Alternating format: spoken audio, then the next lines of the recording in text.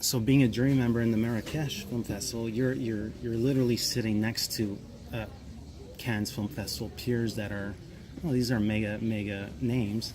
I'm thinking of conversations that you could have during, before, after, and one thing that I think of offhand is one degree of separations, like James Gray and Lynn. Well, they both worked with one of the better actors of our generation, but you also worked with Tim Roth, and James worked with him very early in his career. So I was wondering if you, just out of curiosity, do you guys like just engage and say, how was it working with him 2 decades back? Did you get a chance to sort of like engage?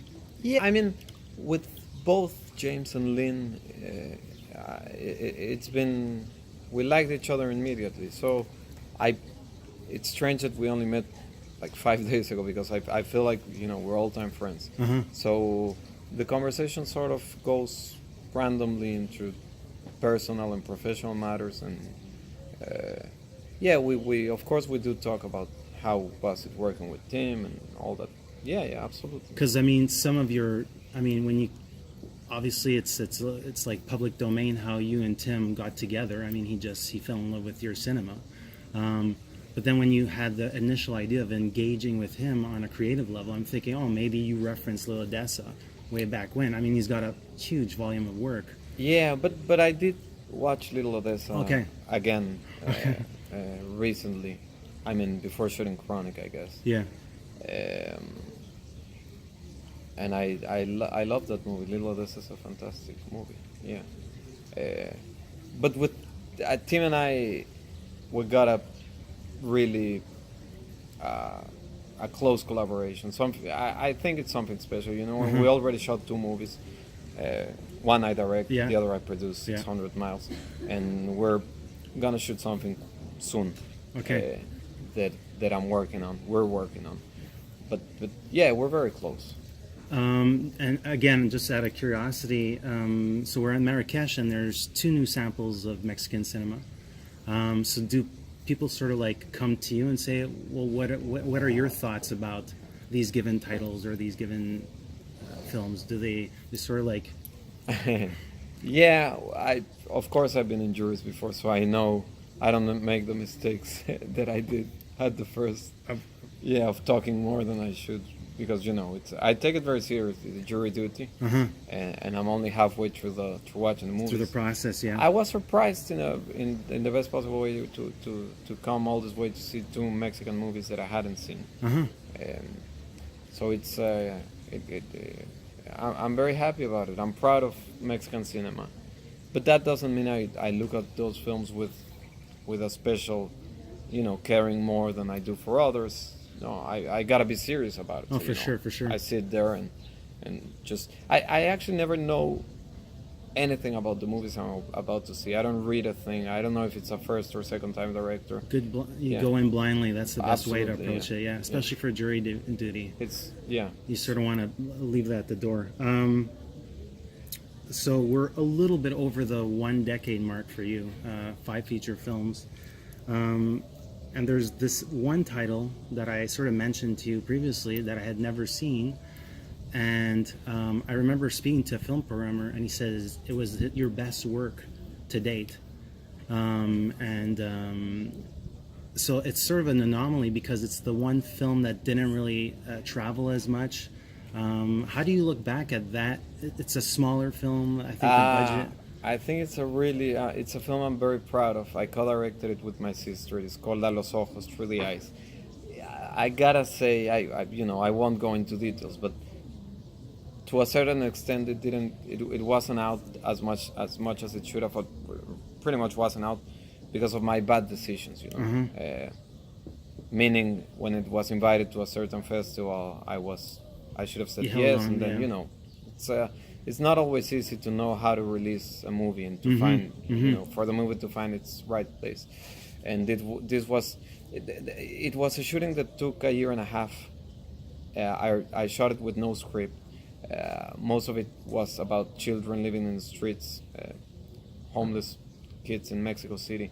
So there was no script. We were following them and shaping the fiction around them. And I think it's yeah, it's very interesting, that movie. My sister did a fantastic job because she was taking care of the documentary side of it, and I was more into the fictional, to tie it all up. Yeah. It's gonna come out next month on a Blu-ray edition along with my other 4 movies. Really? And they're gonna screen my 5 films at the Mexican Cinematheque. Wow. Well, not next month, this month. Wow. As soon as I'm back from Marrakech, I'm gonna give a talk at the Cinematheque in Mexico. So that's exciting, and I think that movie throughout the years will find its audience. I'm taking a moment to pause and look back and think about your cinema. One thing that's always there is there's always a shock element. Things that I find horrifying are neglect, or abandonment, being muted, not having an opinion, not being able to have to control your destiny, let's say. I was wondering, what's your rapport with finding poignant scenes that sort of like are more dressing or confetti on the sides? Does some of what I'm saying relate to you, sort of make sense? It's true that sometimes I'm aware of the fact that sometimes it's important to have a scene that shakes audiences up a little bit, but it shouldn't come from an artificial place. On occasions, like after Lucia, I knew for sure that was the ending of the movie. And it's one of the scenes that people like to talk about out of my movies. Let's put it this way: I made the whole film to arrive to that moment. To deserve that moment. So it shouldn't come from an artificial place, because then it doesn't work. And I'm very respectful with audiences, and it's just not about provoking. I like being provoked when I'm a member of the audience. Yes. But in a clever way, Yes. and in a profound, hopefully in a profound way. I understand. So I try to make the same, hopefully, I find that your characters are burdened by their actions, but they're truly paralyzed by their inactions. Well, that's life. That's Yeah. in my case. That's yeah. And it always comes with a non-judgmental approach. I like how you respect your characters. You care for your characters, even though you put them through the gauntlet of very disastrous situations sometimes. I don't even understand myself, and I look back on my decisions, my personal decisions, and it's confusing and it's puzzling. So if when I'm writing, I can try and give that kind of if the characters can have that depth and the complexity. They're good or bad. I just really always stayed away from Save the Cat and all those stupid, idiotic books. The best way to diminish an audience. And once you think you're superior than the audience and you're gonna lecture them or entertain them in a stupid way, like, come on. Yeah. So as long as things are coming from within and you're respectful, I think it's at least a good start. Now that you've been in the medium for a long time, where are your curiosities in terms of filmmaking techniques, or how people are using different digital? I don't think too much about those things. I just produced a movie, Lorenzo's Viga's second movie. We shot it in 35. Yeah. Because he wanted to, but so it might be digital, might be whatever works. Of course, I love 35, and of course, I guess I'm much more concerned now about people watch the way people films are being watched. Yeah. When I see someone watching a film on a phone, even the TV is like, you didn't really watch the movie. So I'm more concerned about the way the film's screened than the way it's shot. Okay. In terms of if it's digital or not, or all that nonsense. And whatever works for each film. So I'm not. I've never been too enthusiastic about new cameras and all that. Okay. I'm more about the content. In 2019, we'll be seeing a first-time work by David Zonana. Yeah. Called Labor. Yeah. I was wondering what you could say about not the film itself, but perhaps his instincts, or his style, or his voice. You've worked together. You've had some creative. Well, he made a couple of short films. He's a first-time director. He's been working on my movies, either as a PA or you know, he's been around, so he's given it a try, and I helped him. But whenever I'm producing a movie, I give the director lots of distance, and I'm never too involved. Of course, if I'm talking about Gabriel Ripstein or Lorenzo Vigas, who are guys older than me and with experience and everything, I no need even to say this, you know. Yeah. I get involved as much as they need, and the other way around when they produce for me. In the case of David, it's a first-time filmmaker. He's young, and he's doing his best, and I think the movie's really good. Yeah. I'm proud of it, yeah. But then again, it's just been screened in Los Cabos, work in progress. It got a couple of awards for post-production, so... But he's still editing. I Yeah. mean, yeah. Yeah, he's sort of finding his way, perhaps. Yeah. Yeah, just like, what are some samples of cinema that you're more engaged with today? Like, do you revisit classics? What's your media diet in a given week? Are you? Well, You know, I see you as a very politically inclined personality. I'm not just a creative artist, but somebody who's like engaged. I watch more older movies. Okay.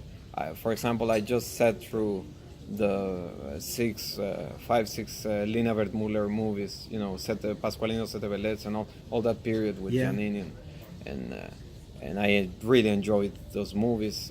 I like Italian cinema, Ermanno Olmi, yeah. But yeah, I keep looking at older movies. They're screening 10 Bergman movies at the Cinematheque in Mexico, and Hitchcock. And I love Nurit Bilge. I'm talking about newer people. But it's hard to find new things that really excite me. But that's okay, you know. It makes sense to keep looking back, because, you know, there's the whole history of cinema, and I haven't seen it all, of course, you know, because I don't watch that many films, you know. I'm not like watching 3 films a day. And the last Lars von Trier is pretty good. I like that. And any new projects, or what's on the horizon for you? I'm shooting this April. I'm shooting a film called The Dreams of a Few, Lo que algunos soñaron. And it's too early to talk about it because I still don't know who's gonna, you know, we haven't closed the cast or anything. But I'm shooting in Mexico, and it's a less intimate movie than my previous 5. It's a slightly bigger, Larger in scope. Yeah. So we were talking about technique earlier. This time, maybe I'm gonna shoot it in a different way, because I have to follow more characters. So let's see what happens. Okay, let's see great. what comes out. Well, we thank you very much for your first decade in cinema, and we celebrate Thank you. your forthcoming decade. And stay true to yourself. Thank you. Thank you very much. Gracias.